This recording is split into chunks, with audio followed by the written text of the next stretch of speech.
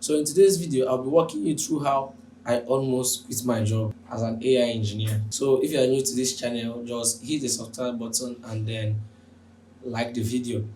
Now, I came up with this idea to build my own unique AI operating system, just like Jarvis is going viral. Everybody's talking about Jarvis. Everyone's talking about Jarvis, Jarvis, Jarvis, Jarvis.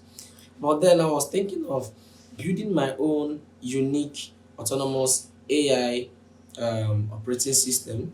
And then I came up with this idea to make it unique, to make it accessible from anywhere in the world.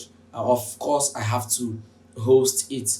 And then the second thing I considered was the brain of the operating system. Now, considering using GPT or Claude, which are the two that stood out for me at the moment. But then I considered the cost base. I wanted this thing to be very, very, very, very, very, very cost minimal. And I said, okay, instead of using GPT or Claude, let me go ahead to get a pre-trained model and then advance the knowledge base of the model. I started fine-tuning the model. I used the QM 3 and then I started fine-tuning. I fine-tuned this model for like 2 weeks and I wasn't done. It wasn't giving me my test. So I had to leave the model and then lean towards using DeeSeek open source model and then QM 3 coder. Now I use these two models because I needed one to act as the brain and the other one, that's QM 3 coder, as the programming agent. Now considering the hosting, I leaned towards using Render, but then Render was giving me issues and I struggled a lot with the Render. And I went ahead to try so many other options, Google Cloud, Oracle. I was trying to make use of free tools to achieve this particular goal. I wanted to prove a point. So the journey was very hectic. It's a journey because it's very, very, very hectic on me.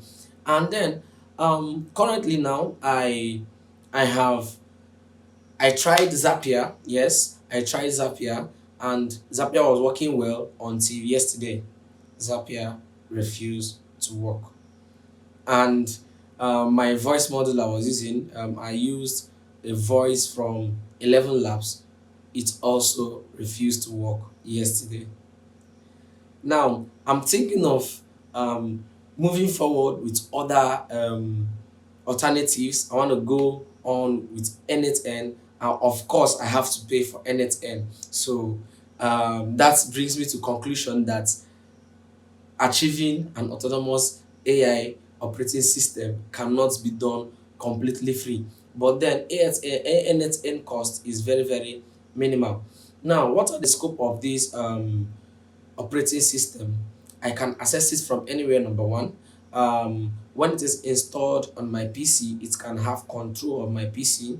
And now, if I'm with my phone and on vacation and then I need to modify a file or a project real quick, I can just hop on and then, hello Eric, modify this file, and then it will do it and send it to my phone in real time. That is what I wanted to achieve. Just like Iron Man, when wherever he is, he just calls Jarvis and Jarvis sends his request to him. So that is what I want to achieve with Eric. So stay with me on this journey, and if you are new, once again, subscribe and like the video. So I'll be leaning towards using N8N, and then I'll try other free open source models for the voice instead of using the 11 labs, because the 11 labs failed to work yesterday. And I want something that even as it's at the minimal cost, I can use it for a very long time. I want something that will last. Yes, something that will last, and maybe in the future, if I decide to push it out as a product, then I can actually do that without being scared of failures. So stay with me on this journey as we complete Eric. Thank you very much and have a nice day.